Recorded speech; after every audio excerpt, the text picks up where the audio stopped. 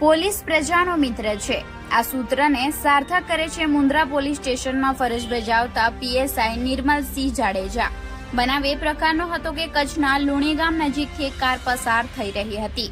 જો કે રસ્તામાં નદી પરનો પુલ આવે છે, પાણીનો પ્રવાહ એ પુલની ઉપરથી પસાર થઈ રહ્યો છે, પણ કાર ચાલક પુલ ક્રોસ કરવા માટે આગળ વધે છે અને કાર ફસાઈ જાય છે।